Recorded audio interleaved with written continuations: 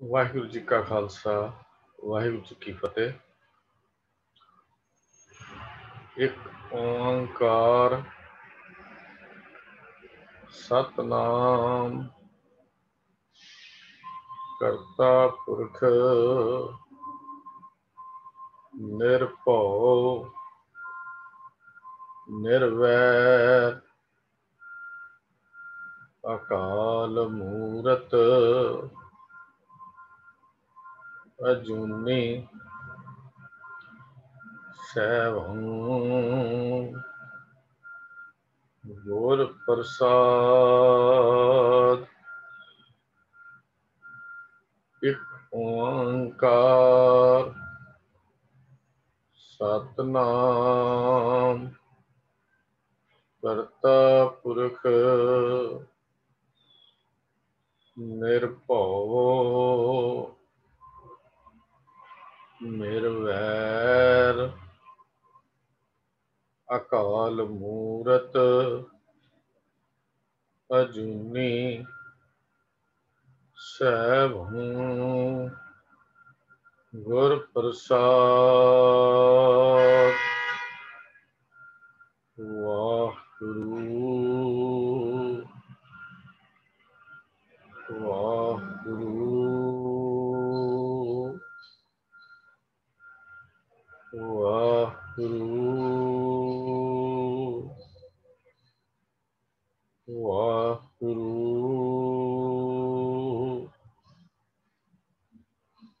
ਵਾਹਿਗੁਰੂ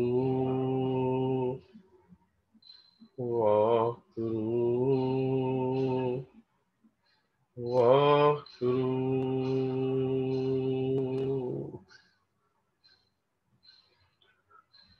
ਸਨਮਾਨਯੋਗ ਅੱਜ ਦੀ ਇਸ ਗੁਰਮਤਿ ਕਲਾਸ ਵਿੱਚ ਹਾਜ਼ਰੀ ਭਰ ਰਹੇ ਗੁਰੂ ਪਿਆਰਿਓ, ਓੰਕਾਰ ਬਾਣੀ ਦੀ ਲੜੀਵਾਰ ਵਿਚਾਰ ਜੋ ਚੱਲ ਰਹੀ ਹੈ, ਉਸ ਦੀਆਂ 20 ਪੌੜੀਆਂ ਦੀ ਵਿਚਾਰ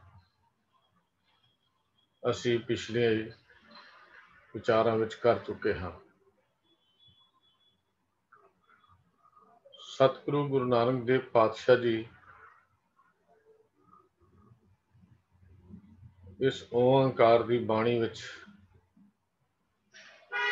ਜਗਤ ਜਲੰਦੇ ਨੂੰ ਉਪਦੇਸ਼ ਕਰਦਿਆਂ ਹੋਏ ਸਮਝਾਉਂਦੇ ਹਨ ਕਿ ਜਦ ਤੱਕ ਮਨੁੱਖ ਗੁਰੂ ਦੀ ਸ਼ਰਨ ਪੈ ਕੇ ਨਾਮ ਅੰਮ੍ਰਿਤ ਦੀ ਦਾਤ ਨਹੀਂ ਲੈਂਦਾ, ਉਦੋਂ ਤੱਕ ਇਹ ਖੋਟਾ ਤੇ ਇਸ ਦੀ ਕੋਈ ਕੀਮਤ ਨਹੀਂ ਪੈਂਦੀ। ਜਦੋਂ ਗੁਰੂ ਦਾ ਨਾਮ ਰੂਪੀ ਅੰਮ੍ਰਿਤ ਇਸ ਨੂੰ ਮਿਲ ਜਾਂਦਾ ਹੈ ਤਾਂ ਇਸ ਦੇ ਹਿਰਦੇ ਵਿੱਚ ਨਿਮਰਤਾ, ਖਿਮਾ, ਇਹ ਗੁਣ ਅੰਦਰ ਪ੍ਰਵੇਸ਼ ਹੋ ਜਾਂਦੇ ਹਨ।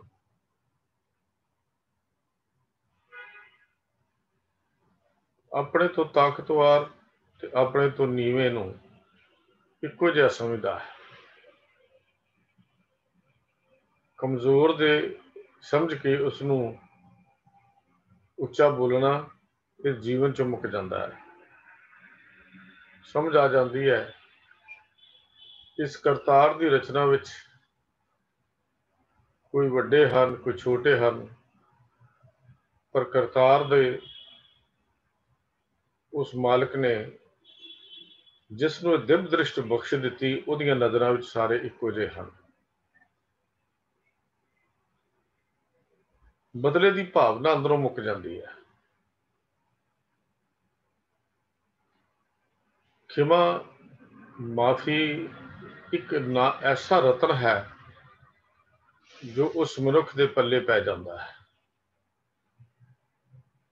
ਜਿਹੜੇ ਮਨੁੱਖ ਖਾਣ ਪੀਣ ਵਿੱਚ ਹੀ ਖਚਤ ਰਹਿੰਦੇ ਹਨ, ਉਹਨਾਂ ਨੂੰ ਖਿਮਾ ਵਰਗਾ ਗੁਣ ਨਹੀਂ ਆਉਂਦਾ, ਨਾ ਹੀ ਉਹਨਾਂ ਨੂੰ ਖਿਮਾ ਦੀ ਸਾਰ ਹੁੰਦੀ ਹੈ। ਪਰ ਜਿਹੜੇ ਗੁਰੂ ਦੇ ਸ਼ਬਦ ਨੂੰ ਪਛਾਣ ਲੈਂਦੇ ਹਨ, ਉਹ ਖੋਟੇ ਪਾਸਿਓਂ ਹਟ ਕੇ ਸ਼ੁੱਧ ਤੇ ਉਸ ਸੋਨੇ ਵਰਗੇ ਹੋ ਜਾਂਦੇ ਹਨ ਜਿਹਦੇ ਵਿੱਚ ਕੋਈ ਖੋਟ ਨਹੀਂ ਹੁੰਦੀ।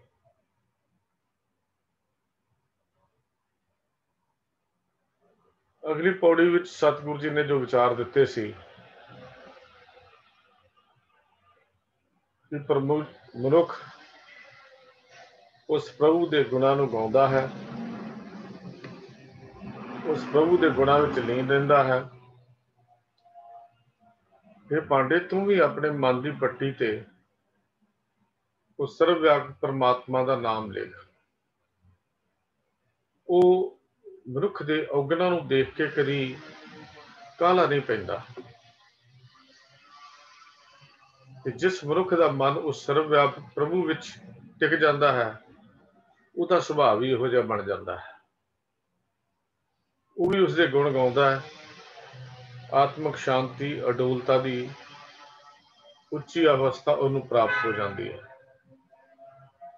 ਉਹ ਫਿਰ ਜਨਮ ਮਰਨ ਦੇ ਗੇੜ 'ਚ ਨਹੀਂ ਪੈਂਦਾ। ਸਤਿਗੁਰ ਦੀ ਬਖਸ਼ਿਸ਼ ਨਾਲ ਉਹ ਸਰਵ ਵਿਆਪਕ ਪਰਮਾਤਮਾ ਵਿੱਚ ਆਪਣੀ ਸੁਰਤ ਜੋੜੀ ਰੱਖਦਾ ਹੈ। ਪਾਂਡੇ, ਉਹ ਪਰਮਾਤਮਾ ਸਰਵ ਵਿਆਪਕ ਹੈ, ਅਪਹੁੰਚ ਹੈ। ਉਹਦੇ ਗੁਣਾਂ ਦਾ ਅੰਤ ਨਹੀਂ ਪੈ ਸਕਦਾ। ਉਦੋਂ ਕਿਸੇ ਨੇ ਉਹਦੇ ਸਿਰ ਉੱਤੇ ਕੋਈ ਤਾਕਤ ਨਹੀਂ। ਉਹ ਆਪਣੀ ਸ਼ਕਤੀ ਆਪ ਹੈ। ਉਸ ਨੂੰ ਕੰਟਰੋਲ ਕਰਨ ਵਾਲਾ ਹੋਰ ਨਹੀਂ ਹੈ। ਉਹਦੇ ਸਿਰ ਤੇ ਕੋਈ ਕੁੰਡਾ ਨਹੀਂ। ਉਹ ਮਾਲਕ ਜਨਮ ਮਰਨ ਤੋਂ ਵੀ ਰਹਿਤ ਹੈ। ਉਸ ਪਿਆਰੇ ਪਰਮੇਸ਼ਰ ਵਿੱਚ ਜੋੜੀ ਹੋਈ ਸੁਰਤ ਮਨੁੱਖ ਦੇ ਅੰਦਰ ਗੁਣ ਪੈਦਾ ਕਰਦੀ ਹੈ, ਜੋ ਉਸ ਨੂੰ ਇਸ ਮਾਇਆ ਦੇ ਸਾਗਰ ਵਿੱਚ ਡੁੱਬਣ ਤੋਂ ਬਚਾ ਲੈਂਦੀ ਹੈ। ਇਸ ਵਾਸਤੇ ਇਹ ਪਾਂਡੇ, ਇਸ ਪੱਟੀ ਦੇ ਉੱਤੇ, ਆਪਣੇ ਮਨ ਦੀ ਪੱਟੀ ਦੇ ਉੱਤੇ ਉਸ ਗੋਪਾਲ ਦਾ ਨਾਮ ਲਿਖ, ਜੋ ਜੀਵਨ ਦਾ ਸਭ ਤੋਂ ਵਧੀਆ ਰਸਤਾ ਹੈ। ਇਹ ਸਤਿਗੁਰੂ ਜੀ ਨੇ ਵਿਚਾਰ ਪਿਛਲੀਆਂ ਪੌੜੀਆਂ ਵਿੱਚ ਸਾਡੇ ਸਾਹਮਣੇ ਰੱਖੇ ਸਨ। ਅੱਜ 21ਵੀਂ ਪੌੜੀ ਤੋਂ ਵਿਚਾਰ ਆਰੰਭ ਹੋਏਗੀ। ਘਰ ਦਰ ਫਿਰ ਥਾਕੀ ਬਹੁ ਤੇਰੇ, ਜਾਤ ਅਸੰਖ ਅੰਤ ਨਹੀਂ ਮੇਰੇ। ਕੀਤੇ ਮਾਤ ਪਿਤਾ ਸੁਤ ਧੀਆਂ, ਕੀਤੇ ਗੁਰ ਚੇਲੇ ਫੁਨ ਹੁਆ। ਕਾਚੇ ਗੁਰ ਤੇ ਮੁਕਤ ਨਾ ਹੁਆ,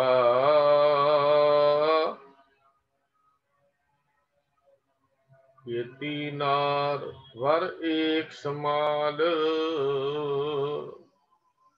ਗੁਰਮੁਖ ਮਰਨ ਜੀਵਨ ਪ੍ਰਭ ਨਾਲ, ਦਹ ਦਿਸ਼ ਢੂੰਡ ਘਰੇ ਮੈਂ ਪਾਇਆ। ਮੇਲ ਪਿਆ ਸਤਿਗੁਰੂ ਮਿਲਾਇਆ।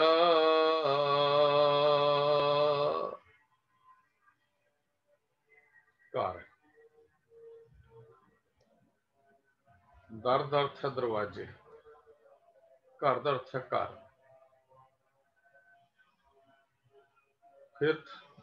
ਫਿਰ ਦਾ ਅਰਥ ਹੁੰਦਾ ਫਿਰਨਾ। ਥਾਕੀ ਦਾ ਅਰਥ ਥੱਕ ਜਾਣਾ। ਬਤੇਰੇ ਦਾ ਬਹੁਤ ਸਾਰੇ ਸ਼ਬਦਾਰਥ ਜਿਹੜੇ ਹਨ, ਪਦ ਅਰਥ ਹਨ। ਘਰ, ਦਰ, ਫਿਰ, ਥਾਕੀ, ਬਹੁਤੇਰੇ। ਇਹ ਗੋਪਾਲ, ਇਹ ਪਾਂਡੇ, ਉਸ ਗੋਪਾਲ ਨੂੰ ਯਾਦ ਕਰਿਆ ਕਰ, ਕਿਉਂਕਿ ਇਹ ਜੀਵਨ ਉਸ ਗੋਪਾਲ ਨੂੰ ਯਾਦ ਕਰਨ ਲਈ ਮਿਲਿਆ, ਉਸ ਪਰਮੇਸ਼ਰ ਨੂੰ ਯਾਦ ਕਰਨ ਲਈ ਮਿਲਿਆ। ਜੀਵਨ ਦਾ ਨਿਸ਼ਾਨਾ ਇਸ ਜੋਤ ਨੂੰ ਪਰਮ ਜੋਤ ਵਿੱਚ ਮਿਲਾਉਣਾ ਹੈ।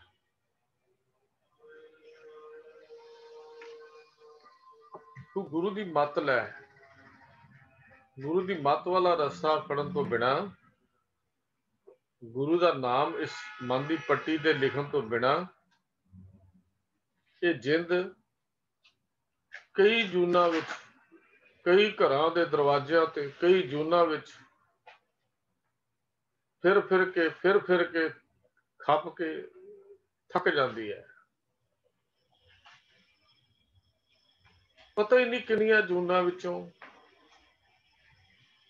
ਇਸ ਨੂੰ ਲੰਘਣਾ ਪੈਂਦਾ, ਪਤਾ ਹੀ ਨਹੀਂ।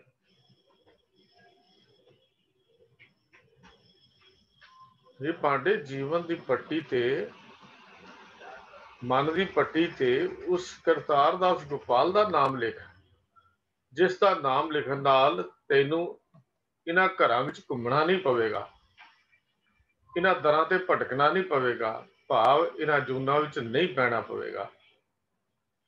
ਉਸ ਦਾ ਨਾਮ ਆਪਣੇ ਮਨ ਦੀ ਪੱਟੀ ਤੇ ਲਿਖ।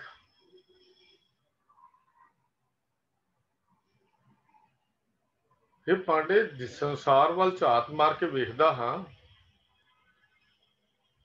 ਬਹੁਤ ਦੁਨੀਆ ਐਸੀ ਹੈ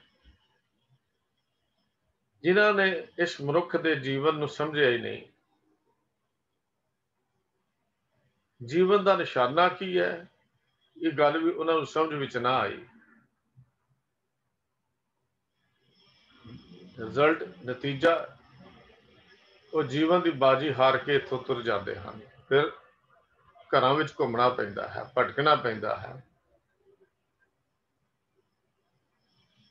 ਜਿਹੜੇ ਆਪਣੇ ਜੀਵਨ ਦਾ ਨਿਸ਼ਾਨਾ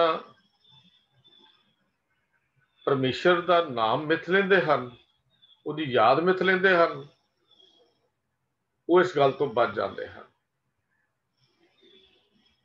ਪਰ ਦੇਖ, ਜਦੋਂ ਸੰਸਾਰ ਵੱਲ ਵੇਖਦੇ ਹਾਂ, ਨਜ਼ਰ ਮਾਰਦੇ ਹਾਂ, ਬਹੁਤ ਦੁਨੀਆ ਐਸੀ ਹੈ ਜਿਨ੍ਹਾਂ ਨੇ ਆਪਣੇ ਜੀਵਨ ਦਾ ਮਕਸਦ ਕੇਵਲ ਖਾਣਾ ਪੀਣਾ, ਹੱਸਣਾ ਸੌਣਾ, ਇਹੋ ਕੁਝ ਮਿਥਿਆ ਹੈ। ਉਹਨਾਂ ਨੂੰ ਇਹ ਸਮਝ ਹੀ ਨਹੀਂ ਕਿ ਖਾਣਾ ਪੀਣਾ, ਹੱਸਣਾ ਸੌਣਾ ਵਿਸਰ ਗਿਆ ਹੈ ਮਰਨਾ, ਖਸਮ ਵਿਸਾਰ ਖੁਆਰੀ ਕੀਨੀ ਧ੍ਰਿਗ ਜੀਵਨ ਨਹੀਂ ਰਹਿਣਾ। ਉਹਨਾਂ ਨੂੰ ਇਹ ਗੱਲ ਸਮਝ ਹੀ ਨਹੀਂ ਵੀ ਜੀਵਨ ਸਦਾ ਕਾਇਮ ਰਹਿਣ ਵਾਲੀ ਚੀਜ਼ ਨਹੀਂ ਹੈ। ਉਹ ਇਹ ਸਮਝਦੇ ਨਹੀਂ ਮਨੁੱਖ ਜੀਵਨ ਦੀ ਹਸਤੀ ਕੀ ਹੈ, ਮਨੁੱਖ ਹੈ ਕੀ ਚੀਜ਼, ਇਹਦੇ ਜੀਵਨ ਦੀ ਹਸਤੀ ਕੀ ਹੈ, ਇਹ ਗੱਲ ਉਹਨਾਂ ਨੂੰ ਸਮਝ ਨਹੀਂ ਆਈ। ਜੇ ਮਨੁੱਖ ਦੀ ਹਸਤੀ ਉਸਦੇ ਸਰੀਰ ਦੇ ਖਤਮ ਹੋ ਜਾਣ ਨਾਲ, ਨਾਸ਼ ਹੋ ਜਾਣ ਨਾਲ ਹੀ ਖਤਮ ਹੋ ਜਾਂਦੀ, ਗੁਰਮਤਿ ਦਾ ਸਿਧਾਂਤ ਅਲੱਗ ਹੈ। ਫਿਰ ਤਾਂ ਇਹ ਗੱਲ ਠੀਕ ਸੀ, ਖਾਣਾ ਪੀਣਾ, ਖਾਓ ਪੀਓ, ਮੌਜਾਂ ਕਰੋ, ਇਹ ਜਗ ਮਿੱਠਾ ਅਗਲਾ ਕਿਨੇ ਡਿੱਠਾ। ਜੇ ਜੀਵਨ ਦੀ ਹਸਤੀ ਇੱਥੇ ਮੁੱਕ ਜਾਂਦੀ ਫਿਰ ਤਾਂ ਗੱਲ ਠੀਕ ਸੀ। ਪਰ ਮਨੁੱਖ ਦੇ ਜੀਵਨ ਦੀ ਹਸਤੀ ਸਰੀਰ ਦੇ ਨਾਸ਼ ਹੋ ਜਾਣ ਨਾਲ ਖਤਮ ਨਹੀਂ ਹੁੰਦੀ। ਇਹ ਗੱਲ ਸਮਝ ਕਦੋਂ ਆਉਂਦੀ ਹੈ? ਜਦ ਗੁਰੂ ਦੀ ਸ਼ਰਨ ਵਿੱਚ ਪਵੇ, ਨਹੀਂ ਤਾਂ ਆਮ ਦੁਨੀਆਦਾਰ ਤੇ ਉਹੀ ਗੱਲ ਕਹਿੰਦਾ, ਅਗਲਾ ਕਿਨੇ ਦੇਖਿਆ ਜੀ, ਅੱਗੇ ਕੀ ਹੈ, ਕੌਣ ਜਾਣਦਾ ਇਹਨਾਂ ਚੀਜ਼ਾਂ ਨੂੰ।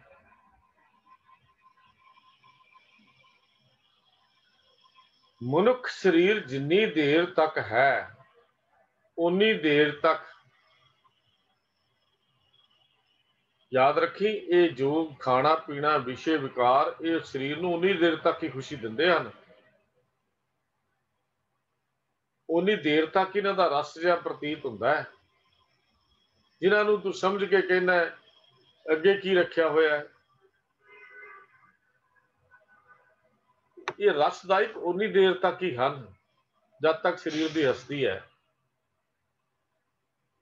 ਮਨੁੱਖ ਇਹੋ ਹੀ ਕਹਿੰਦਾ ਜਿੰਨੇ ਵੱਧ ਤੋਂ ਵੱਧ ਭੋਗ ਲਓ ਉਨਾ ਹੀ ਹੈ, ਸਰੀਰ ਤਾਂ ਖਤਮ ਹੋ ਹੀ ਜਾਣਾ ਜੀ, ਮੁੱਕ ਹੀ ਜਾਣਾ ਹੈ। ਪਰ ਸਿੱਖ ਸਤਿਗੁਰਾਂ ਨੇ, ਗੁਰੂ ਸਾਹਿਬਾਨ ਨੇ ਇਹ ਗੱਲ ਸਮਝਾਈ ਹੈ। ਇਸ ਸੰਸਾਰ ਦੀ ਸਾਰੀ ਖੇਡ ਦੀ ਰਚਨਾ ਇੱਕ ਚੇਤਨ ਅਕਾਲ ਪੁਰਖ ਵਾਹਿਗੁਰੂ ਤੋਂ ਹੋਈ ਮੰਨੀ ਗਈ ਹੈ। ਜੋ ਆਪ ਇਸ ਰਚਨਾ ਵਿੱਚ अपना आसन ला के सारी खेड नूं आप देखदा है। कर आसन डिठो चाओ है,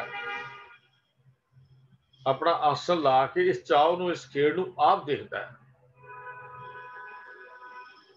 जीव दे शरीर धारण की खेड मरण तो बाद मुक नहीं जाती। गुरमत का विचार है। अनेकां जूनां विच भटकण तो बाद, बहुत घरां विच भटकण तो बाद, घर-दर बंदे गिनती कोई नहीं, किन्नियां हन, अनगिनत हन, लफ्ज अनगिनत है। ये मनुखा जन्म मिलता है। कदी ख्याल करके देख अपने जीवन की इस खेड नूं। नहीं तो ये गल गुरु पातशाह नूं पुछ लईए, पातशाह जी ये जन्म की कीमत है। तो सतगुरु जी फिर ये गल कहंदे ने, कई जन्म पे कीट पतंगा, कई जन्म गज मीन कुरंगा। एक नहीं दो नहीं करोड़ों की गल इत्थे कीती गुरु पातशाह जी ने। एक नहीं दो नहीं गिनती की गल जो कीती गुरु जी ने, कई पता ही नहीं किन्नी है, किन्नी गिनती है, इस गल की कोई सोझी नहीं। इनू कहंदे घर दर फिर थाकी बहुतेरे। तो गुरु महाराज सच्चे पातशाह जी कह लगे कि देख हे पांडे, ये जीवन एवं नहीं मिलया। ये तो कई जन्म पे कीट पतंगा, कई जन्म गज मीन कुरंगा, कई जन्म पंखी सर्प होयो, कई जन्म हैबर वृख जोयो। फिर कहते मिलया किस कर लिया, मिल जगदीश मिलन की बरिया, चिरंकाल ये देश जरिया। चिरां बाद मिली है। घर दर फिर थाकी बहुतेरे, पता ही नहीं। कई जन्म सैल गिर करया, कई जन्म गर्भ हिर खरिया। जमन तो पहले ही मर गया, मां के पेट तो ही मौत हो गई, पता ही नहीं कितनी बारी। कई बारी कुछ बनया, कई बारी कुछ बनया। कभी जीवन देखा है? जीवन की खेड देखी है? जीवन है की चीज? तो साहब कह लगे, मैं बथेरे घरां दे दरवाजे कई जूना फिर थाकी दर भौं भौं के फिर के थक गया। पता ही नहीं किन्ने दरवाजे फिरे हैं, किन्नियां जूना चो लंघिया। जात असंख अंत नहीं मेरे। असंख ਇਹ ਹੁੰਦਾ ਜਿਨ੍ਹਾਂ ਦੀ ਗਿਣਤੀ ਨਾ ਹੋ ਸਕੇ, ਲਫ਼ਜ਼ ਉਧਰ ਹੀ ਵਰਤਿਆ ਜਾਂਦਾ ਹੈ, ਜਿਨ੍ਹਾਂ ਦੀ ਸੰਖਿਆ ਨਾ ਹੋਵੇ। ਭਾਵ ਅਣਗਿਣਤ। अंत नहीं मेरे, मेरे सोच विच भी नहीं आउंदा। कई बार असीं कहने पता नहीं कितना वड्डा, मेरे तो दिमाग विच भी उहदा नक्शा नहीं आ रहा, मेरे दिमाग चों गल आ नहीं रही। आम बोली च असीं लफ्ज वरतदे आ। वही गल गुरु पातशाह जी इत्थे समझाउंदे ने, कहते मेरे कोलों इन्हां चीज़ां दा अंत नहीं पाया जा सकता। अंत नहीं मेरे, मेरे कोलों नहीं ये अंदाजे लग सकते, ना ही मैं इन्हां चीज़ां दे अंदाजे ला सकता हाँ, ना ही अंदाजा मेरे को लाया जाता है। किस गल दा? किन्ने घरां च फिरे, कित्थे कित्थे फिरे, किहड़ी किहड़ी थां ते गए, कित्थे कित्थे घूमे, किन्नियां जूनां चों लंघे। कहते इन्हां दा कोई अंत नहीं।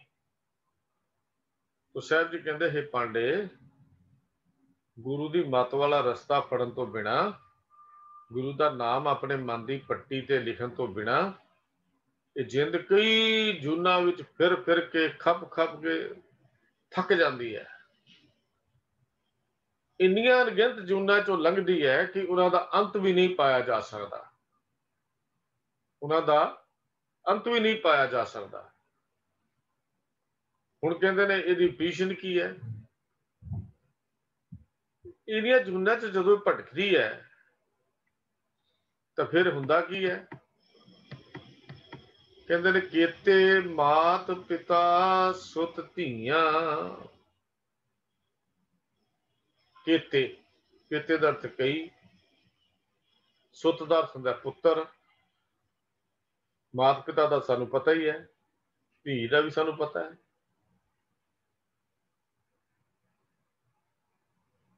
ਤੇ ਸਤਿਗੁਰੂ ਅੱਜ ਸਮਝਾਉਂਦੇ ਨੇ, ਸਾਹਿਬ ਸੱਚੇ ਪਾਤਸ਼ਾਹ ਗੁਰੂ ਨਾਨਕ ਦੇਵ ਮਹਾਰਾਜ ਜੀਓ, ਕਹਿੰਦੇ ਭਾਂਡੇ ਦੇਖ, ਬੇਅੰਤ ਜੂਨਾਂ ਵਿੱਚ ਭਟਕਦੀ ਹੋਈ ਇਸ ਜਿੰਦ ਦੇ, ਬੇਅੰਤ ਜੂਨਾਂ ਵਿੱਚ, ਪਤਾ ਨਹੀਂ, ਅੰਦਾਜ਼ਾ ਨਹੀਂ ਕਿੰਨੀਆਂ ਨੇ। ਕਈ ਮਾਂ ਪਿਓ ਪੁੱਤਰ ਬਣਦੇ ਹਨ, ਕਈ ਧੀਆਂ ਪੁੱਤਰ ਬਣਦੇ ਹਨ, ਪਤਾ ਹੀ ਨਹੀਂ ਕਿੰਨੇ ਹਨ।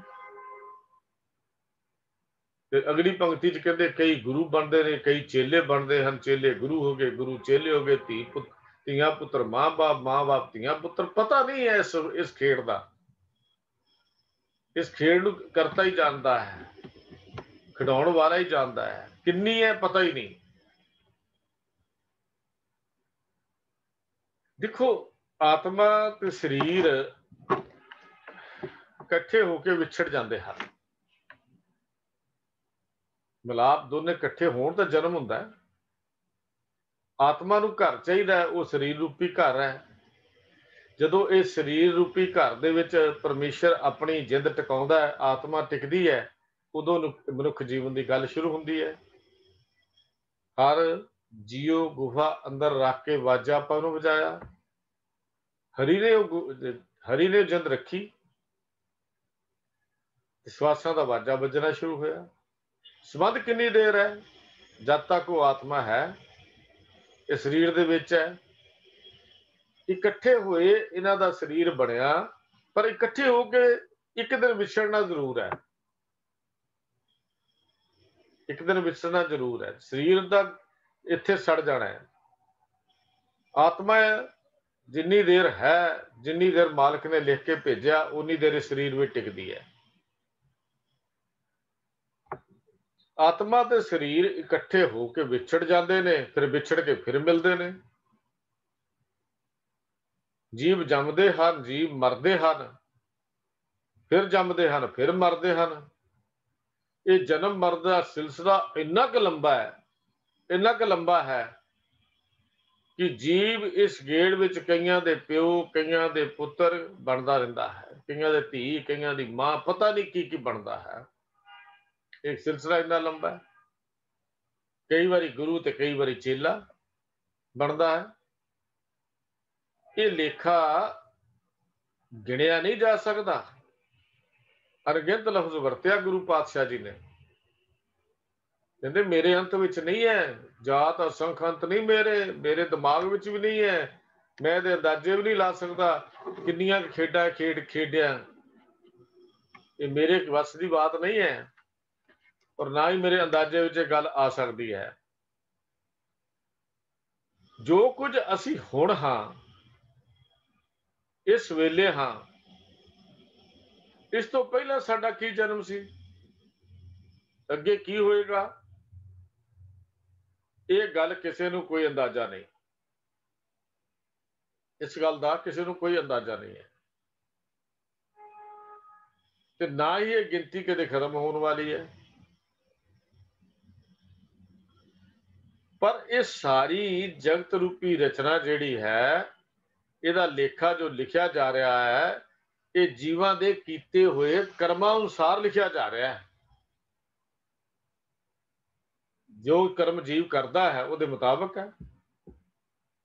ਮਾਲਕ ਨੇ ਇਹਨੂੰ ਵਿਵੇਕ ਬੁੱਧ ਦਿੱਤੀ ਹੈ, ਚੰਗੇ ਮਾੜੇ ਦੀ ਪਰਖ ਕਰਨ ਦੀ ਜਾਂਚ ਦਿੱਤੀ ਹੈ। ਆਤਮਾ ਟਿਕਾ ਕੇ ਸਰੀਰ ਬਣ ਗਿਆ, ਸਰੀਰ ਵਿੱਚ ਵਿਵੇਕ ਬੁੱਧੀ ਦੀ ਬਖਸ਼ਿਸ਼ ਕੀਤੀ ਵੀ ਲੈ ਇਹ ਹੁਣ ਜਨਮ ਤੈਨੂੰ ਮਿਲਿਆ, ਬੜਾ ਕੀਮਤੀ ਹੈ, ਤੇ ਇਹਦੇ ਵਿੱਚ ਇਹ ਕੰਮ ਕਰ ਜਿਹਦੇ ਨਾਲ ਤੈਨੂੰ ਅੱਗੋਂ ਇਹ ਜਨਮ ਮਰਨ ਜਿਹੜਾ ਮੁੱਕ ਜਾਵੇ।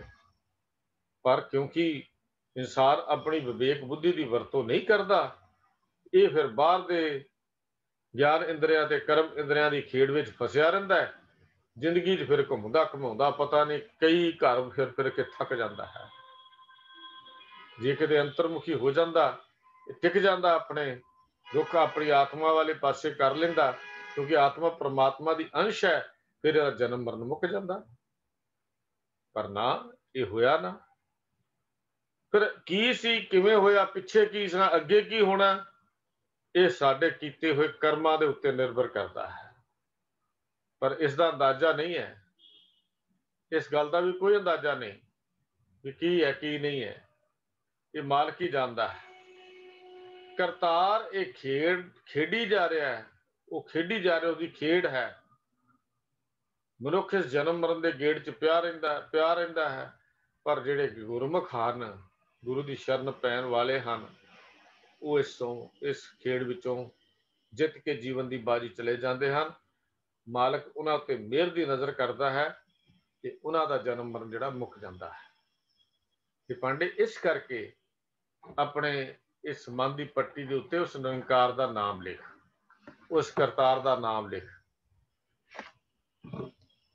तो साहब जी कहते, घर दर फिर थाकी बहुतेरे, जात असंख अंत नहीं मेरे,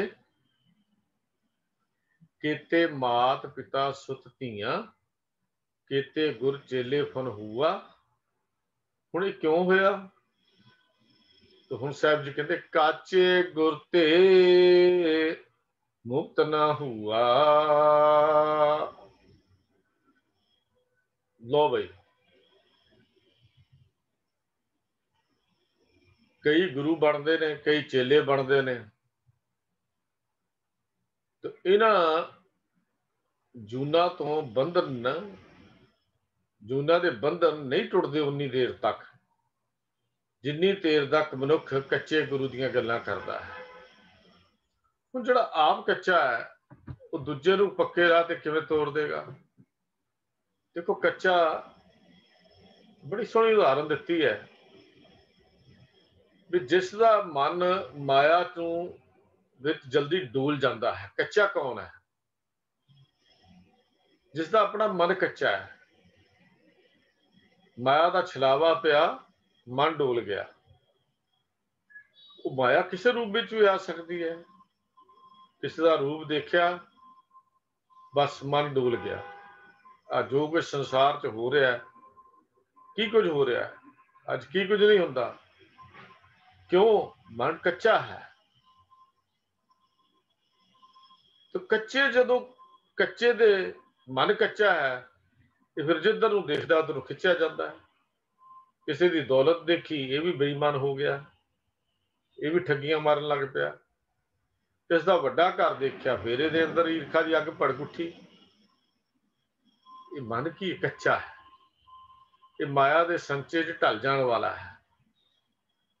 कभी देखी है घुमियार का चक? देखिया घुमियार जो भांडे कटदा है, मिट्टी जो मिट्टी कच्ची होंदी है, हुण कच्ची मिट्टी नूं घुमियार जो मर्जी बना लवे, ਉਹਦੇ खिलौने बना लवे, ਉਹਦੇ भांडे बना लवे, ਉਹਦਾ घड़ा बना लवे, घुमियार दे अपने वस विच है भी ਉਹਨੇ ਕਿਹੜੀ शक्ल ਉਹਨੂੰ देनी है। क्योंकि उही कच्ची मिट्टी ਦੀਆਂ ਇੱਟਾਂ ਬਣਦੀਆਂ ਨੇ, ਉਹੀ कच्ची मिट्टी ਦੇ भांडे ਬਣਦੇ ਨੇ। तो कच्ची मिट्टी का मतलब जिधर मर्जी ਉਹਨੂੰ मोड़ लिया जाए। तो कच्चे गुरु का मतलब भी वही है भी ਜਿਹੜੇ आप कच्चे ਹਨ, ਉਹ ਤੈਨੂੰ जीवन का राह किवें दस सकते हैं? कि पांडे देख, गुरु पातशाह जी उस पांडे नाल गलबात करते समझाते की ने? पांडे तू भी तो अपने चाटड़ियां नूं सिक्ख्या दे रहा है, अपने चाटड़ियां नूं पट्टियां लिखा रहा है, उन्हां नूं सिक्ख्या तू दिना है। इत्थे वो शब्द लिखो, ओम शब्द लिखो, ओनम शब्द लिखो, सिंध आया शब्द लिखो, आप तू लिख के दिना है। कहते चीज़ां तू करता है, तू भी तो गुरु बनया हुआ है। पर इस गल की समझ है भी जिन्हों आप भी पता नहीं भी इस पट्टी ते लिखना की है, दस वो अपने चाटड़ियां नूं पट्टी किवें लिखाएगा?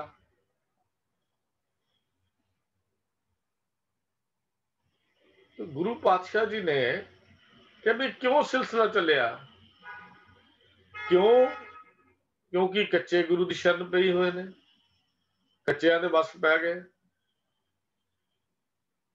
हुण सानू गुरु साहब जी ने स्पष्ट हिदायत की है कि भी गुरु शब्द तो बिना होर कोई आसरा नहीं है। साडा शब्द आसरा केवल शब्द है। इसे करके गुरु महाराज ने आनंद साहब की बाणी च गल की है, सतगुरु बिना होर कच्ची है बाणी। इसे करके गल की है ना। हुण जेड़े बंदे जेड़े मनुख गुरु की इस बाणी नूं, इस शब्द नूं छड्ड के किसी होर दा आसरा लभदे ने, वो दसो जीवन के मार्ग तो बच किवें सकदे ने इन्हां जूनां तो? वो तो आप कच्चे ने। शरीर नाशवान है, शरीर नाश होने वाला है, शरीर नाल लिबड़ा नहीं, किवें बच सकते ने? गुरु आशे तो उल्ट माया की झलक के सामने थड़का देने वाले हैं ये सारे जिहड़े कच्चे गुरु हैं, जिन्होंने सतगुरु जी कहते सतगुरु बिना होर कच्ची है बाणी। बाकी आसरे सारे माया की झलक में सन थड़का देंदे हैं। बाणी तो कच्ची सतगुरु बाजों होर कच्ची बाणी। बाणी तो कच्ची सतगुरु बाजों। ये जिहड़े गुरु पातशाह जी सानू समझाउंदे ने भी ये जिहड़े गुरु आशे तो उल्ट मनुख दे मन नूं आत्मक आनंद तो थल्ले सुट दिंदी है। बाणी तो कच्ची सतगुरु बाजों होर कच्ची बाणी। फिर कहते ने कहंदे कच्चे सुनदे कच्चे कंची आंख खानी। तो हुण इत्थे गुरु पातशाह निर्णय कर दिता भी जिहड़े होर कोई आसरा लभदे ने, कन्ना मुन्ना कुर्र वाला, कभी किसी को मंत्र लै लिया, किसी को चला गया। महाराज सच्चे पातशाह तो कहते ने वह कच्चे ने, ते कच्चियां दा हाल की है? आपां पढ़दे पे हैं, सतगुरु गुरु नानक पातशाह दसदे ने हाल की है। दरां घरां ते भटकना, चूना विच भटकना, कच्चियां दा तां हाल इहो ही है ना। क्योंकि कहंदे कच्चे सुनदे कच्चे कच्ची आख खानी। फिर पातशाह जी कहंदे ने कि भावें वो रसना तो बोली भी जान, पर असल विच उन्हां दे अंदरों वो बोल नहीं निकलते। तो जदों जीवन का सौदा करन लगीए, देखो असीं बाजार च जाने आ, चीज़ां खरीदण लई जाने हाँ, सानू कपड़े की पहचान नहीं, असीं कपड़े के व्यापारी नहीं है, पहचान नहीं हुंदी कपड़े की। पर असीं उहनूं इस तरह हथ ला ला के कई बारी टोहने आ, कई बारी देखते हैं भी कपड़ा खुरद रहा है, कपड़ा छिजेगा तो नहीं, कपड़ा फटेगा जल्दी खराब तो नहीं होने वाला। हाली सानू उहदे बारे कोई ज्ञान भी नहीं है कपड़े बारे। फिर असीं दुकानदार नूं जाके कहंदे भी इहदी गारंटी की है, ये चलेगा किन्ना हंडदा है, क्वालिटी किहो जी है, किहो जे सवाल असीं करते हैं। हालांकि वो थोड़े जे पैसों की चीज़ है, दोबारा भी खरीदी जा सकती है, पर उन्होंने खरीदण तो पहला भी असीं इन्ने सवाल करते हैं भी किते ये साडा पैसा खराब ना हो जाए। तो भलिओ ये जीवन तो है ही बड़ा कीमती है, तो दोबारा मिलने वाला भी नहीं है। ਇਹਦਾ सौदा करन लग्या कभी पूछया भी कच्चा के पक्का? ਜਿਹੜਾ देखा ਉਹਦੇ पैरों ਤੇ जाके सिर रख दिता, ਜਿਹੜਾ देखा ਉੱਥੇ आके मत्थे रगड़ दिते, कोई कबर आई तां मत्थे रगड़ दिते, कोई देहधारी पखंडी आ गया ਉਹਦੇ ਅੱਗੇ मत्थे रगड़ दिते। जबकि एक सतगुरु ने सानू ये हिदायत ही नहीं की। सानू तो पूजा अकाल की प्रजा शब्द का दीदार खालसे की गल गुरु महाराज ने की है कि खालसे के दीदार में गुरु जी ने वाहिगुरु जी का खालसा वाहिगुरु जी की फतेह का विधान दिता। गुरु जी ने कित्थे गल दसी? सतगुरु जी ने कोई गल थोड़ी कही है। इस करके गुरु साहब सच्चे पातशाह जी कहते ने भी एक केते गुर चेले हुन हुआ फिर काचे गुरते मुक्त ना हुआ। फिर हे पांडे देख, जीवन की इस बाजी दे विच ख्याल करना, ਇਹੋ ਜਿਹਾ ਗੁਰੂ ਕਰੋ ਜਿਹੜਾ ਗੁਰੂ ਦੁਬਾਰਾ ਨਾ ਧਾਰਨ ਕਰਨਾ ਪਵੇ। ਕੱਚਿਆਂ ਦੀ ਸ਼ਰਨ ਪੈ ਕੇ, ਕੱਚਿਆਂ ਦੇ ਦਰ ਤੇ ਜਾ ਕੇ ਕਿਤੇ ਆਪਣੀ ਜ਼ਿੰਦਗੀ ਨੂੰ ਬਰਬਾਦ ਨਾ ਕਰ ਲਈਏ। ਐਸੇ ਵਾਹਿਗੁਰੂ ਨੂੰ ਯਾਦ ਕਰੋ ਜੋ ਦੁਬਾਰਾ ਸਾਨੂੰ ਇਹ ਜਨਮ ਮਰਨ ਦਾ ਚੱਕਰ ਨਾ ਪਵੇ।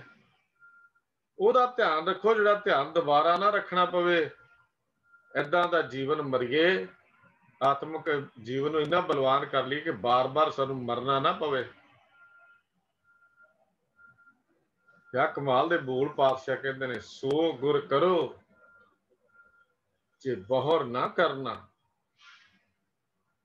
ਕਿੰਨੇ ਕਮਾਲ ਦੇ ਬੋਲ ਗੁਰੂ ਮਹਾਰਾਜ ਸੱਚੇ ਪਾਤਸ਼ਾਹ ਸਾਨੂੰ ਸਮਝਾਉਂਦੇ ਨੇ। ਸੋ ਗੁਰ ਕਰੋ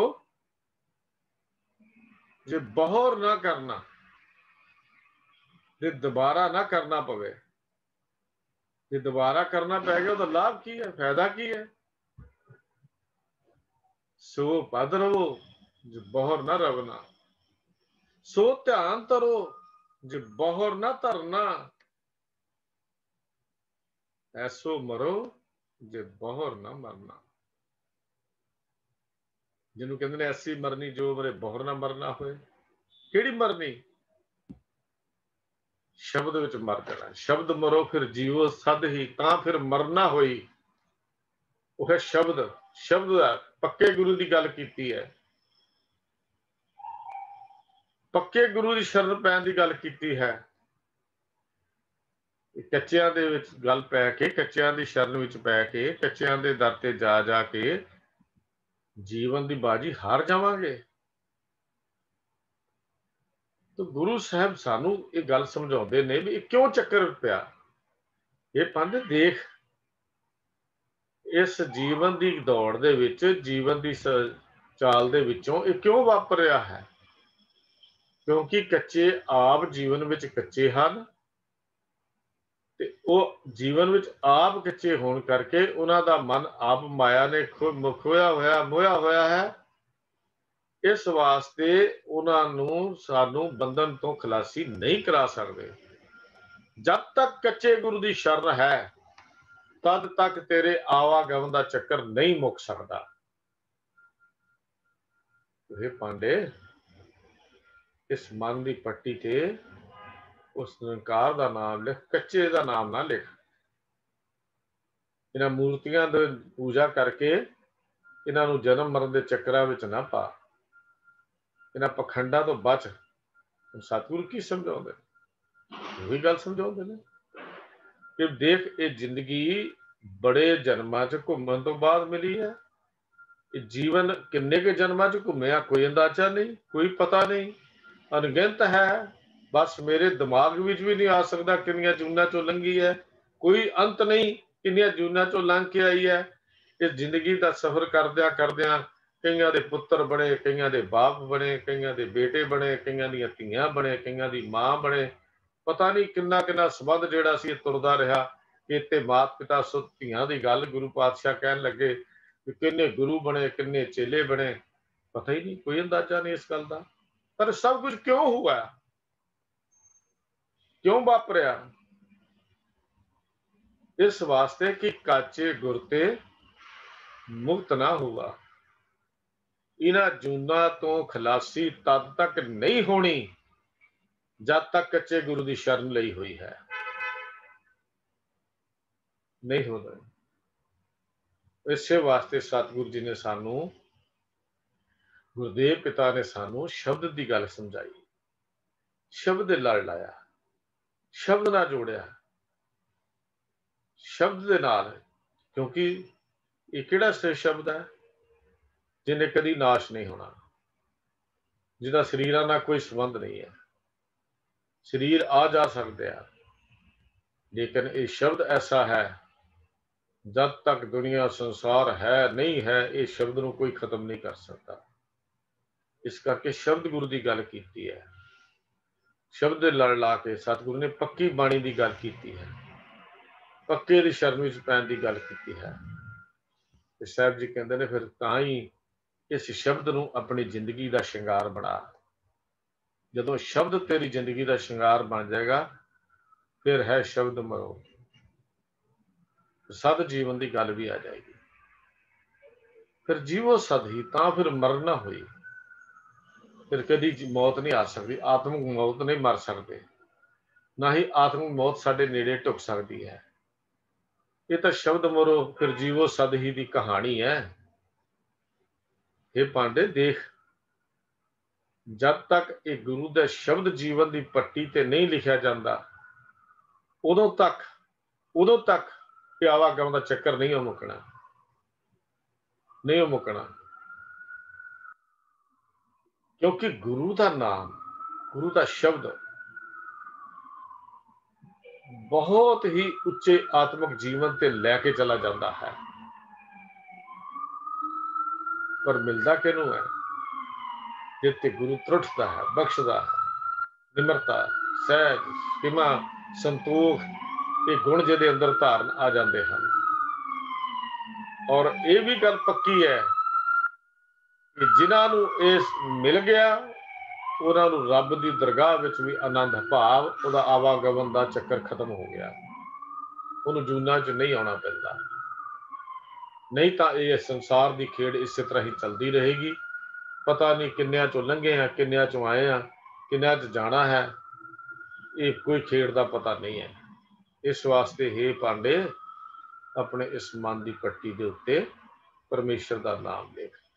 तो सतगुरु पातशाह जी ने सानू ये गल समझा दी कि असी उस परमेश्वर के नाम विच अपनी सुरत नूं जोड़ीए। केते गुर चेले फुन हुआ, काचे गुर ते मुक्त न हुआ। केती नार वर एक समाल, गुरमुख मरण जीवन प्रभ नाल।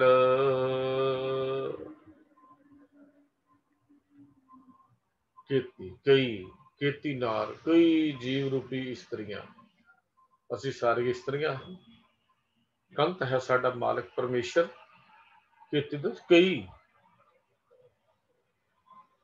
केती नार वर एक, वो एक है, खसम इको ही है।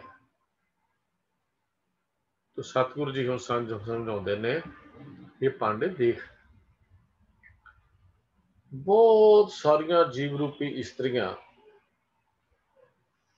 सतगुरु की शरण पैन तो बिना जीवन विच खुंजियां हुई हैं, जीवन विच गवाचियां हुई हैं। कई नहीं, बहुत एक नहीं, कई, केती। पर वो जिहड़ा खसम है, वो जिहड़ा वर है, वो इको ही है, वो सब की संभाल करी जाता है। हुण इत्थे आके एक सवाल खड़ा हो गया, कई बार साडे मन च सवाल आता जी उन्हें तो कभी गुरुद्वारे गया नहीं, उन्हें तो कभी बाणी पढ़ी नहीं, लोग तो हेरा फेरी भी करता है, ठगी भी करी जाता है, उन्हें पैसा भी आई जाता है। असी हाकम की मेहनत की कमाई करते हैं, साडे दा जीवन भी उत्थे तक ना पहुंचिया, ये ख्याल साडे अंदर भी आउंदे ने। मैं बेनती करा, महाराज की नज़रां विच रोटी देन दा, रिजक देन दा कोई पैमाना नहीं है भी उन्हें किहनूं देनी है, भी उन्होंने रब नाम जपन वाले नूं देनी है तो दूजे नूं नहीं देनी। ये कोई पैमाना नहीं, इन्हां नाल रब दी कृपा नूं तोलिया भी नहीं जा सकता। असीं गलत तोलण की कोशिश करते हैं। ये चीज़ां मालिक ने देनियां हन, कोई टुटिया होया, कोई जुड़िया होया नहीं करता, सब की पालना करता, क्यों हर जीव प्रत पालक है। माड़ा निकल आवे उहदी भी मां बाप सेवा करते हैं, उन्होंने भी पालते हैं। असी सारे उहदे बच्चे हैं, पालना करता है, संभाल करता है। वार एक संभाल, संभाल संभालना, संभाल करनी भी वो परमेश्वर एक है।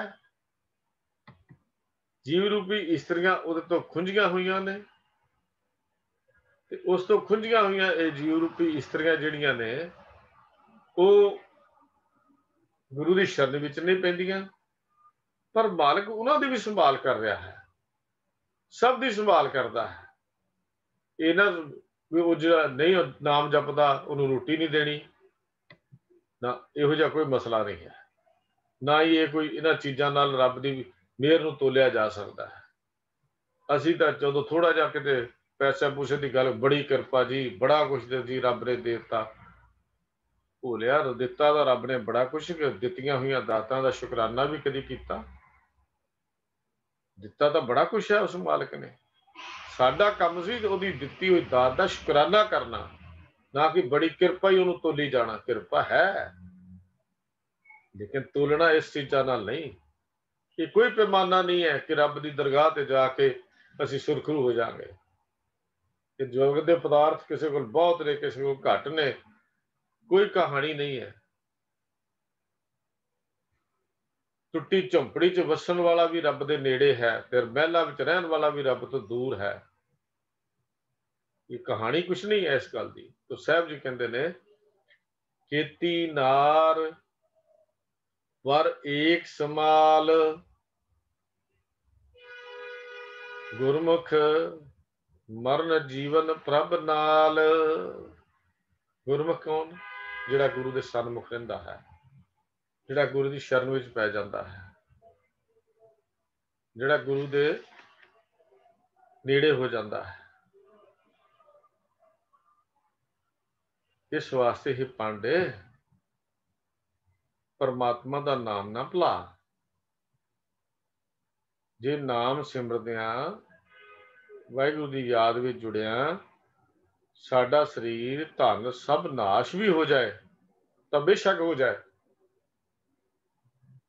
ਪਰ ਸਾਡਾ ਚਿੱਤ ਉਸ ਮਾਲਕ ਦੇ ਸੋਹਣੇ ਚਰਨਾਂ ਵਿੱਚ ਜ਼ਰੂਰ ਜੁੜਿਆ ਰਹੇ। ਇਹ ਗੱਲ ਅੰਦਰ ਕਰ, ਪੱਕੀ ਕਰ, ਉਸ ਵਿੱਚ ਸਮਾ ਜਾਏ, ਉਸ ਵਿੱਚ ਲੀਨ ਹੋ ਜਾਏ। ਸਾਡੀ ਜ਼ਿੰਦਗੀ ਦਾ ਆਸਰਾ ਪਰਮੇਸ਼ਰ ਦਾ ਨਾਮ ਬਣਿਆ ਰਹੇ। ਤੇ ਕਿਹਦਾ ਬਣਦਾ ਹੈ? ਜਿਹੜਾ ਗੁਰੂ ਦੀ ਸ਼ਰਨ ਵਿੱਚ ਪੈ ਜਾਂਦਾ ਹੈ।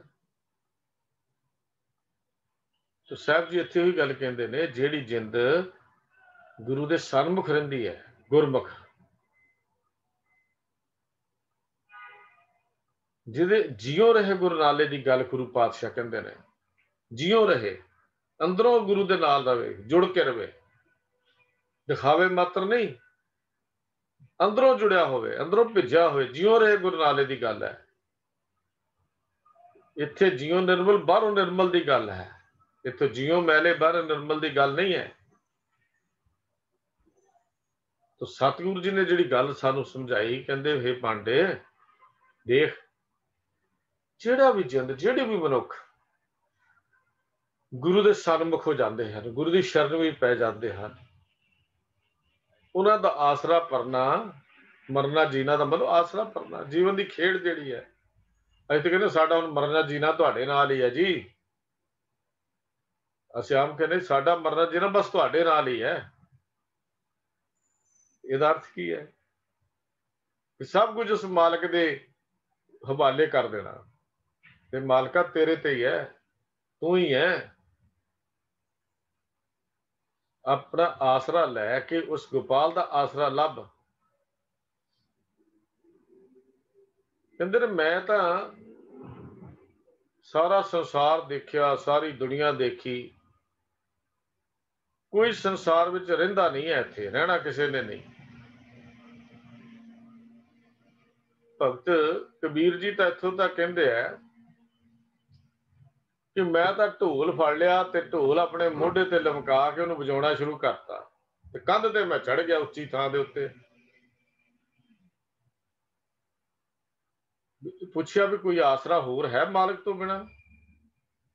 ਤੇ ਕਹਿੰਦੇ ਮੈਨੂੰ ਉਹੀ ਸੁਨੇਹਾ ਮਿਲਿਆ, ਮੈਂ ਤਾਂ ਠੋਕ ਵਜਾ ਕੇ ਇਹ ਗੱਲ ਵੇਖ ਲਈ ਵੀ ਉਹ ਤੋਂ ਬਿਨਾਂ ਹੋਰ ਕੋਈ ਨਹੀਂ ਹੈ। ਭਗਤ ਜੀ ਦੇ ਸਲੋਕਾਂ ਵਿੱਚ ਸਲੋਕ ਆਉਂਦਾ ਹੈ, ਕਬੀਰ ਸਭ ਜਗ ਹੋ ਫਿਰਿਓ, ਮਾਂਦਲ ਕੰਧ ਚੜਾਏ। ਮਾਂਦਲ ਦਾ ਅਰਥ ਤਾਂ ਢੋਲ, ਵੀ ਮੈਂ ਸਾਰਾ ਜਗਤ ਫਿਰਿਆ ਕਬੀਰ, सब जग हो फिरियो,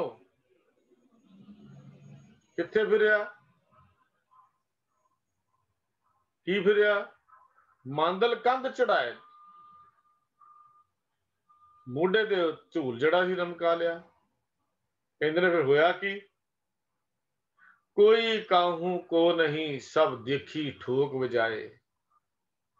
वो दुनिया के लोगों कोई किसी का नहीं जे, मैं ठोक बजा के गल वेख ली है, ढोल बजा के ढंडोरा दे के गल देख ली है, पर है कोई नाल निभन वाला?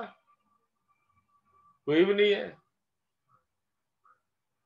ਅਸੀਂ ਤਾਂ ਜੀਵਨ ਵਿੱਚ ਪਏ ਹੋਏ ਰਤਨਾਂ ਨੂੰ ਗਵਾ ਰਹੇ ਹਾਂ, ਜਿਵੇਂ ਅੰਨੇ ਨੂੰ ਕੋਈ ਵੈਲਿਊ ਨਹੀਂ ਹੁੰਦੀ। ਸਾਡੇ ਜੀਵਨ 'ਚ ਮਾਲਕ ਨੇ ਤਾਂ ਰਤਨ ਰੂਪੀ ਸਾਨੂੰ ਨਾਮ ਦਾ ਰਤਨ ਭੇਜੇ ਦਿੱਤੇ ਸਨ, ਪਰ ਅੰਨੇ ਵਾਂਗੂ ਅਸੀਂ ਨਾਮ ਰੂਪੀ ਰਤਨ ਦੀ ਕੀਮਤ ਹੀ ਨਹੀਂ ਜਾਣੀ। ਨਾਲ ਹੀ ਭਗਤ ਜੀ ਕਹਿੰਦੇ ਮਾਰਗ ਮੋਤੀ ਬੀਥਰੈ, ਅੰਧਾ ਨਿਕਸਿਓ ਆਏ, ਉੱਤੋਂ ਦੀ ਲੰਘ ਕੇ ਚਲਾ ਗਿਆ। ਅੰਨੇ ਦੇ ਰਸਤੇ 'ਚ ਰਤਨ ਖਿਲਾਰਦੇ, ਉਹਨੂੰ ਕੀ ਪਤਾ ਕੀ ਹੈ, ਜਿਹਨੂੰ ਨਜ਼ਰ ਹੀ ਨਹੀਂ ਆਉਂਦਾ। ਅਸੀਂ ਵੀ ਨਾਮ ਰੂਪੀ ਰਤਨਾਂ ਨੂੰ ਇਉਂ ਲਤਾੜਦੇ ਜਾ ਰਹੇ ਹਾਂ। क्यों कि जोत बिना जगदीश की वो सूझ ही नहीं है। जग तो लंघे जाए, ਅਸੀਂ ਵੀ ਉਸ ਤਰ੍ਹਾਂ ਹੀ ਲੰਘੇ ਜਾ ਰਹੇ ਹਾਂ ਜੀਵਨ ਦੀ ਇਸ ਖੇਡ ਨੂੰ। ਭਾਵ ਉਹ ਸਮਝ ਜਿਹੜੀ ਜਗਦੀਸ਼ ਦੀ ਸਾਨੂੰ ਨਹੀਂ ਆਈ, ਇਸ ਵਾਸਤੇ ਸਾਹਿਬ ਜੀ ਕਹਿੰਦੇ ਨੇ, ਹੇ ਪਾਂਡੇ, ਆਪਣਾ ਆਸਰਾ ਪਰਨਾ ਗੁਰੂ ਨੂੰ ਬਣਾ, ਆਪਣਾ ਜੀਵਨ ਜਿਹੜਾ ਹੈ ਗੁਰੂ ਦੇ ਗੁਰੂ ਦੇ ਹਵਾਲੇ ਕਰ। ਮਰਨ ਜੀਵਨ ਗੁਰੂ ਦੇ ਨਾਲ ਹੋ ਜਾਂਦਾ ਹੈ। ਜਿਹੜੇ ਗੁਰਮੁਖ ਜਨ ਹਨ, ਜਿਹੜੇ ਗੁਰਮੁਖ ਜਨ ਹਨ, ਉਹਨਾਂ ਦਾ ਮਰਨ ਜੀਵਨ ਗੁਰੂ ਦੇ ਨਾਲ ਹੈ, ਭਾਵ ਮਰਨਾ ਜੀਣਾ ਗੁਰੂ ਦੇ ਨਾਲ ਹੈ। ਸਾਹਿਬ ਜੀ ਕਹਿੰਦੇ ਦੈ ਦਿਸ ਢੂੰਡ ਘਰੇ ਮੈਂ ਪਾਇਆ, ਮੇਲ ਭਿਆ ਸਤਿਗੁਰੂ ਮਿਲਾਇਆ। ਦੈ ਦਿਸ਼ ਦਸਾਂ ਦਿਸ਼ਾਵਾਂ ਵੱਲ, ਭਾਵ ਹਰ ਪਾਸੇ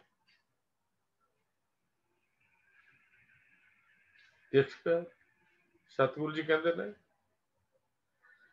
ਜਦ ਮੈਂ ਸਾਰਾ ਸੰਸਾਰ ਕਹਿੰਦੇ ਦੇਖਿਆ, ਹਰ ਪਾਸੇ ਢੂੰਡ ਕੇ ਵੇਖ ਲਿਆ, ਪਰ ਗੁਰੂ ਦੀ ਕਿਰਪਾ ਨਾਲ ਇਹ ਮਾਲਕ ਮੇਰੇ ਹਿਰਦੇ ਵਿੱਚ ਹੀ ਪ੍ਰਭੂ ਨੇ ਲੱਭ ਪਿਆ ਹੈ, ਪ੍ਰਭੂ ਦੀ ਕਿਰਪਾ ਨਾਲ ਲੱਭ ਪਿਆ ਹੈ।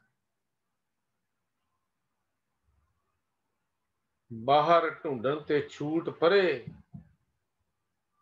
ਕਦੋਂ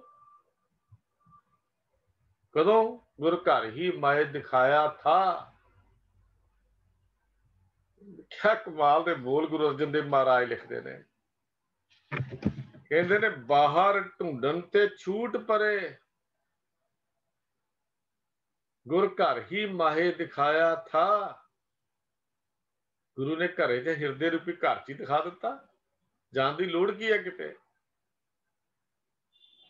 ਅਨਪੋ ਅਚਰਜ ਰੂਪ ਪ੍ਰਭ ਪੇਖਿਆ, ਮੇਰਾ ਮਨ ਛੋੜ ਨਾ ਕਤਹੂ ਜਾਇਆ ਥਾ। ਫਿਰ ਕਹਿੰਦੇ ਮਾਨਕ ਪਾਇਓ ਰੇ ਪਾਇਓ, ਹਰ ਪੂਰਾ ਪਾਇਆ ਥਾ।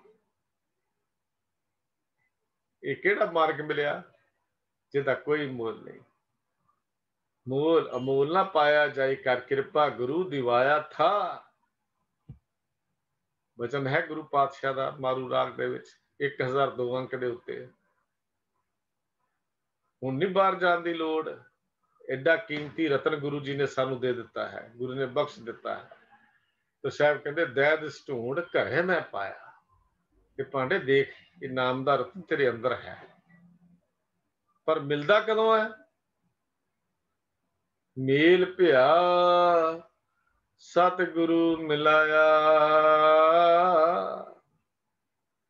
ਇਹ ਪਾਂਡੇ ਸਿਰਫ ਉਸ ਜਿੰਦ ਦਾ ਪ੍ਰਭੂ ਨਾਲ ਮਿਲਾਪ ਹੁੰਦਾ ਹੈ ਜਿਹਨੂੰ ਗੁਰੂ ਮਿਲਾ ਦਿੰਦਾ ਹੈ। ਗੁਰੂ ਕਿਹਨੂੰ ਮਿਲਾਉਂਦਾ ਹੈ? ਜਿਹੜਾ ਗੁਰੂ ਦੀ ਸ਼ਰਨ ਵਿੱਚ ਪੈਂਦਾ ਹੈ, ਜਿਹੜਾ ਗੁਰੂ ਅੱਗੇ ਤਰਲਾ ਬਿਨਤ ਜੋਦੜੀ ਕਰਦਾ ਹੈ, ਜਿਹੜਾ ਗੁਰੂ ਦੀ ਦੱਸੀ ਮਰਿਆਦਾ ਨੂੰ ਸਮਝ ਲੈਂਦਾ ਹੈ, ਗੁਰੂ ਦੀ ਦੱਸੀ ਮਰਿਆਦਾ ਦੇ ਉੱਤੇ ਚੱਲਦਾ ਹੈ। ਸਤਿਗੁਰੂ ਜੀ ਕਹਿੰਦੇ ਨੇ ਗੁਰੂ ਉਹਨੂੰ ਮਿਲਾ ਦਿੰਦਾ ਹੈ। ਹੁਣ ਪਤਾ ਲੱਗ ਗਿਆ ਵੀ ਹੁਣ ਮੇਰੇ ਅੰਦਰ ਰਤਨ ਹਨ, ਹੀਰੇ ਹਨ, ਜਵਾਹਰਾਤ ਹਨ, नहीं तो पहला की सी,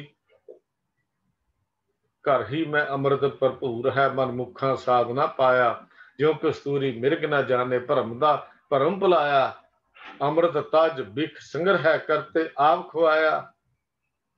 पहला यह हाल सी, पर हुण तां बाहर ढूंढन ते छूट परे, गुर घर ही माए दिखाया था। तो साहब सच्चे पातशाह जी बचन करते, हे मेरे मालिक, हे पांडे, गुरु ने मैनू दिखा दिता है, गुरु ने मैनू ये रस्ता दस दिता है।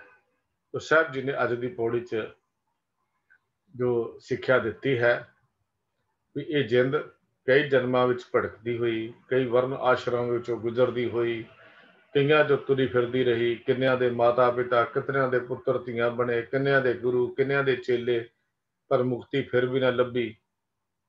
ते सिद्धांत की सी, काचे गुर ते मुक्त ना हुआ, क्योंकि बिना गुरु की शरण पैन तो, गुरु वाले बनन तो बिना जीवन के ये माया के बंधन कट्टे नहीं जा सकते। इस वास्ते साहब जी ने कहा सी, सो गुरु करो जे बहर न करना, सो पद रवो जे बहर न रवना, सो ध्यान धरो जे बहर न धरना, ऐसे मरो जे बहर न मरना। गुरु कृपा करे सानू भी गुरु के दसे हुए ये बचन समझ विच आ जान, असी भी उस सतगुरु की शरण में जाके तरला मिनत बेनती करिए, तुमरी शरण तुम्हारी आसा, तुम ही सज्जन सुहेले, राखो राखन हार दयाला, नानक करके बोले। कुल चुक दी खिमा, प्यार सैत फतेह बुलाओ। वाहिगुरु जी का खालसा, वाहिगुरु जी की फतेह।